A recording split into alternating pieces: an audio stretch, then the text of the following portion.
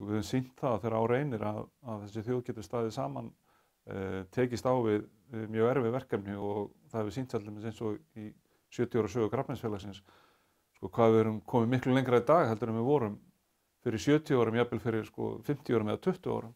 Ég heiti Víðir Einarsson og ég er yfirlögregluþjónn hjá almannavarnasviði ríkislögreglustjóra. Mínar sögur tengsl við krabbamein eru nokkrar og við erum til dæmis, vorum 5 æskufélagar og tveir af þeim eru farnir. Einn bara 28 ára og einn sem fór 2012. Þannig að sú saga er mjög nálægt manni. Og síðan móðir mín, hún veiktist af krabbameini og barðist við það lengi og vann, komst í gegnum það.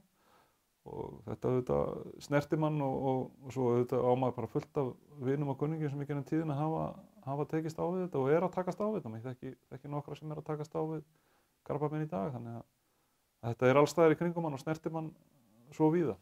Það er auðvitað sko svona loða við lögregluna og fleiri stéttir sem eru svona mjög karllægar að það er svona sama hvað gengur á og þá harki menn dálítið af sig bara og það er svona eldri sagan okkar held ég í þessu, en sem betur fer að þá með þessar umræðu, opnu umræðu, að það sé eðlilegt að skoða sjálfan sig og fylgjast með hvernig manni líður og hvort það sé einhver einkenni að koma fram að það sé ekkert feimnismál. Ég held að skipti bara mjög miklu máli að hafa slíka tengingu eins og Krabbameinsfélagið hefur, bæði það að leita til sérfræðingana og þeirra stuðning sem er þar og líka tengsli við það að kannski fá möguleikar að tala við aðra sem hafa verið í sömu sporum.